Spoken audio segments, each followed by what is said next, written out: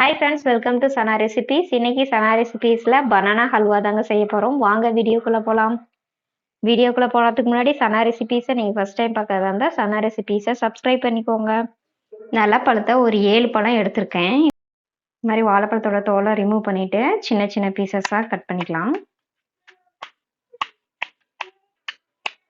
நான் ஒரு 7 வாழைப்பழத்தை இந்த மாதிரி சின்ன சின்ன குட்டி குட்டி பீசஸாக நறுக்கி வச்சுருக்கேன். இப்போ இதை மிக்ஸி ஜாரில் போட்டு நல்லா அரைச்சி எடுத்துக்கலாம்.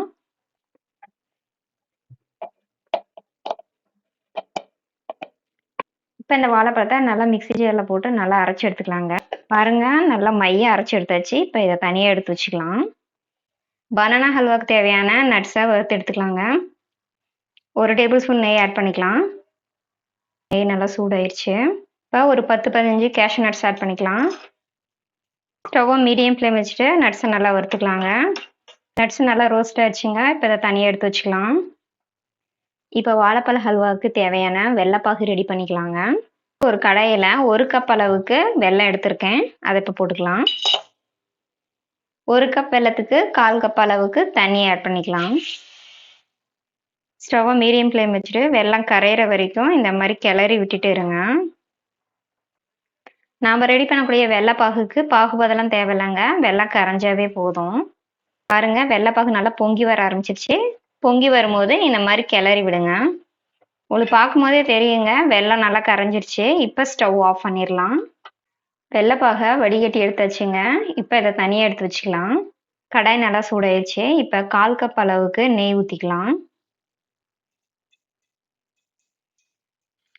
நெய் நல்லா சூடாயிடுச்சு. இப்போ நம்ம அரைச்சி வச்சிருக்க பனானா பேஸ்ட் ஆட் பண்ணிக்கலாம்.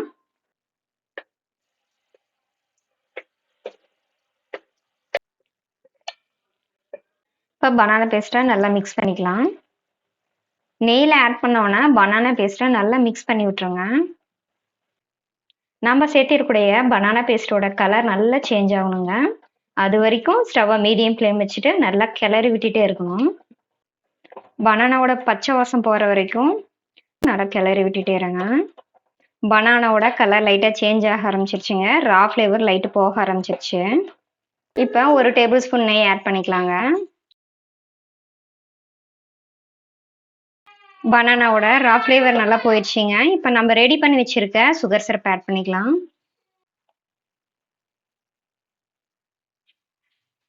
இப்போ இதை லைட்டாக மிக்ஸ் பண்ண ஆரம்பிக்கலாங்க. டக்குன்னு ஃபாஸ்ட்டாக மிக்ஸ் பண்ணாதீங்க, வெளியே தெறிக்க ஆரம்பிச்சிடும். இந்த மாதிரி ரொம்ப ஸ்லோவாக மிக்ஸ் பண்ணணும். அப்போ தான் கரெக்டாக மிக்ஸ் ஆகுங்க. நம்ம ஆட் பண்ணியிருக்க வெள்ளைப்பாகும் பனானா பேஸ்ட்டும் நல்லா மிக்ஸ் ஆகணுங்க. அது வரைக்கும் நல்லா கிளறி விட்டுட்டே இருக்கணும். ஸ்டவ்வை மீடியம் ஃப்ளேம் வச்சுட்டு இந்த மாதிரி நல்லா கிளறி விடுங்க.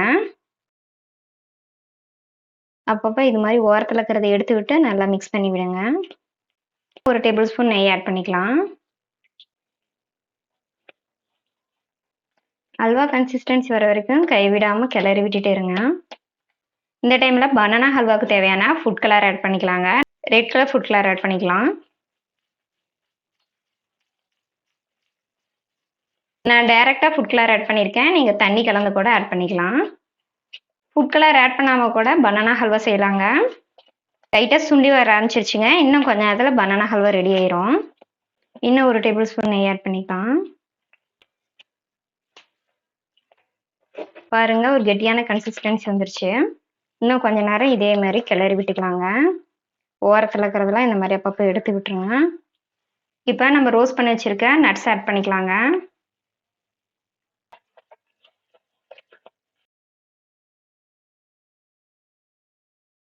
வாசனைக்காக ஒரு 4 ஏலக்காய் தட்டி வச்சிருக்கேன். இப்போ அதை ஆட் பண்ணிக்கலாம். ஏலக்காய் தூள் இருந்தால் கூட அதை கூட யூஸ் பண்ணிக்கலாங்க. ஸ்டவ்வை மீடியம் ஃப்ளேம் வச்சுட்டு நல்லா கிளறி விட்டுக்கலாம். பாருங்க, பேனில் ஒட்டாமல் வருது. ஹல்வா ரெடி ஆயிடுச்சுங்க. இப்போ ஸ்டவ் ஆஃப் பண்ணிடலாம். அவ்வளோதான் ஃப்ரெண்ட்ஸ், பனானா ஹல்வா ரெடி. இந்த ரெசிபி உங்களுக்கு பிடிச்சிருந்துச்சுன்னா சனா ரெசிபீஸ்க்கு லைக் பண்ணுங்கள், ஷேர் பண்ணுங்கள், மறக்காமல் சப்ஸ்கிரைப் பண்ணுங்கள். தேங்க்யூ.